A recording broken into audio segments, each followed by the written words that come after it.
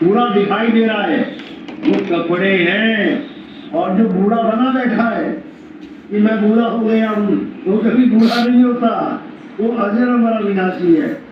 लेकिन उसके दिमाग में ऐसा डाल दिया गया है, ऐसा भर दिया गया तुम्हारे अंदर कि तू अभी बच्चा है, अब तू बड़ा हो गया, जवान हो गया, एक दिन तू बूढ़ा हो जाएगा, फिर तू मर भी जाएगा। बस यही डर लेके हर आदमी यही डर खत्म करना। कहे कबीर निर्भय हो हंसा, ये हंसा तू अमर अजर अविनाशी है, तेरी कभी मृत्यु नहीं होगी। जब तेरी मृत्यु आए, यानी शरीर की मृत्यु आए, तब तुम्हें क्या करना है? तो मैं तुझे समझा, तो क्या समझा रहे हैं? मरता मरता जन्मुआ करना जाने ना लोए, ऐसी मरनी जो मरे बहुत न मरना। कैसी मरनी? एक पुत्र एक है, जो चाबी दिए संतों के हाथ में।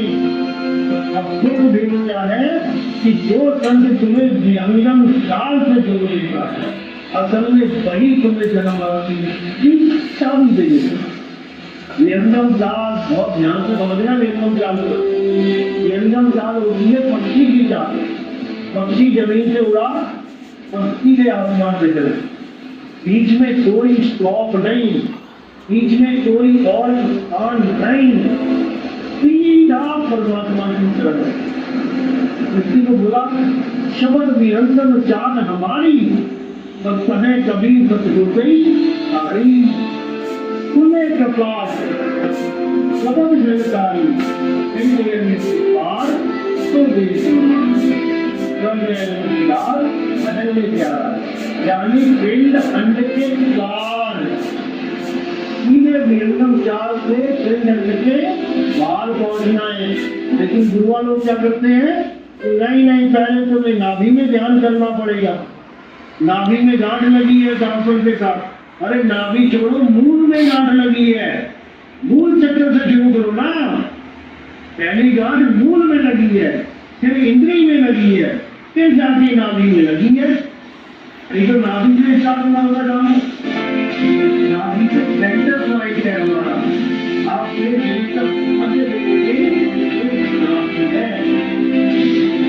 नाभि सेंटर है, ये नहीं है तो दूसरा है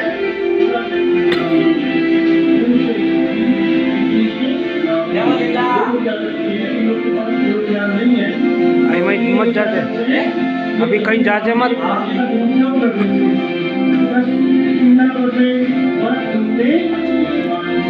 ऐसे बंदा नाम है दुनिया जाने नाई। तो ये लोग क्या करते हैं? ये नाभि से जो शक्ति है हिरण की, वो आदमी के ढूंढने लग जाते हैं। अरे वो हिरण के भाई, आदमी की थोड़ी नहीं है, आदमी तो कहीं और पड़ी है। और वो प्रकृति कहाँ पड़ी है? काफी का मालूम क्या है? अगर की कहाँ गए पाने है निज वस्तु सारा। अधर द्वीप और गगन गुफा में वो वस्तु पड़ी है कस्तूरी आदमी की। और तुम आदमी को हिरण बना दिया तुमने, नाभि में ढूंढवा रहे हो, नाभि में ध्यान लगवा रहे हो। जो नाभि में ध्यान लगवाते हैं उनको नाभि में ही आनंद मिलने लग जाता है, और वो किसकी जून में चले जाते हैं, किसके वंश में जाते हैं? रावण के। रावण का अमृत कहाँ था? नाभि में।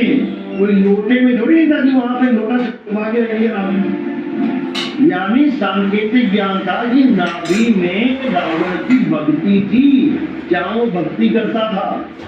नाभि में उसने अमृत रखा हुआ था, यानी इसका अमृत जो 10वें द्वार में है वो नाभि में ढूंढता था। वो इसीलिए मारा गया, इसीलिए मारा गया।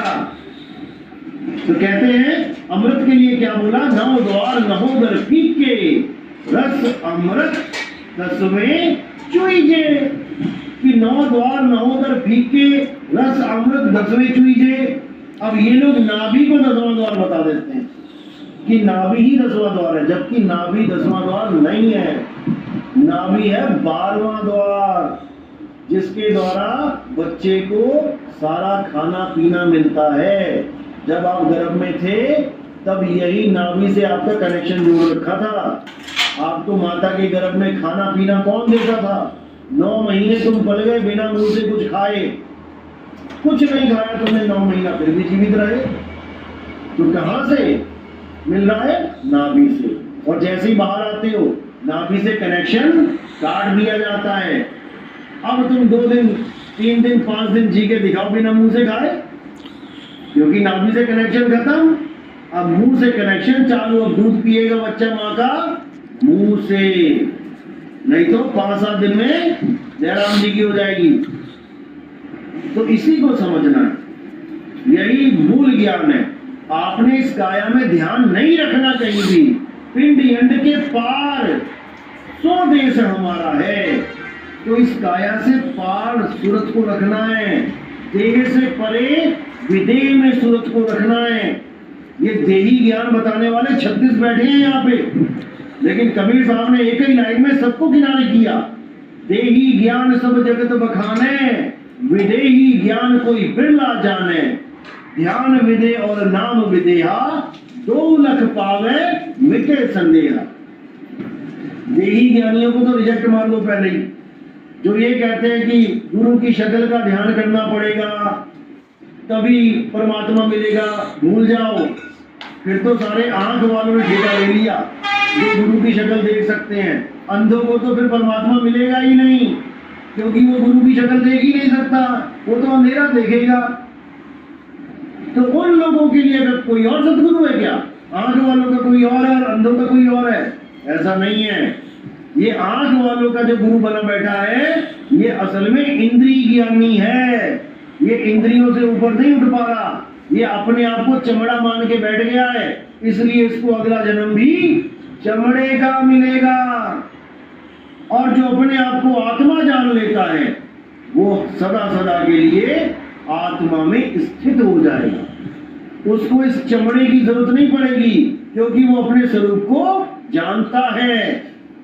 इसीलिए साहिब ने कहा, जो अपने स्वरूप को नहीं जानता वो गुरुआ है। गुरुआ, गुरु नहीं है। गुरुआ तो घर घर फिरे, कौड़ी केर 50, और अपने रूप की खबर नहीं, शिष्य करण की आस। वो ये नहीं जान पा रहा कि मैं शरीर नहीं हूं, मैं आत्मा हूं, और शिष्य बनाने में लगा हुआ है। अब अपना स्वरूप क्या बता रहा है कि मेरी फोटो खींच के मेरी फोटो का ध्यान करो। अरे भाई, तेरी फोटो थोड़ी नहीं है, ये 5 तत्वों की फोटो है। 5 तत्वों का शरीर है, तुम्हारी फोटो नहीं है ये। जैसे कोई आदमी कुम्हार मिट्टी का घड़ा बना दे, तो उसकी फोटो खींच रहे हो, तो किसकी फोटो खींची तुमने? मिट्टी की फोटो खींची।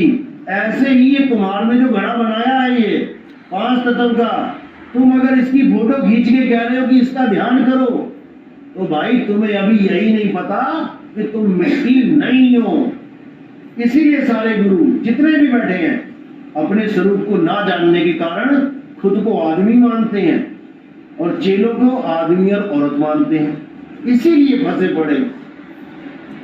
वो नाम को नहीं जानते कि नाम क्या ताकत है। नाम सब घट में समा रहा है। सब घट मेरा साइया, सुनी सेज न कोय, और बलिहारी व घट की, जिस घट प्रगट होए, वो नाम सब में विराजमान है। उसी को बोला, तुमसे कहूं मैं नाम विचारी, और ना वो ज्योत ना पुरुष ना नारी। वो नाम यानी आत्मा, आत्मदेव पुरुष और नारी नहीं है। जब आत्मा पुरुष और नारी नहीं है, तो तुम कैसे पुरुष और नारी हो गए जीवन के? तुम भी पुरुष और नारी नहीं हो। ये केवल 5 तत्वों का घड़ा लटका दिया तुम्हारे सिर पे, तुम अपने आप को घड़ा मान के बैठ रहे हो। तो जब तक ये भरमजाल तुम्हारे दिमाग से नहीं निकला, तब तक भूल जाओ कि तुम भक्ति कर पाओगे, तुम्हारे बस की बात नहीं।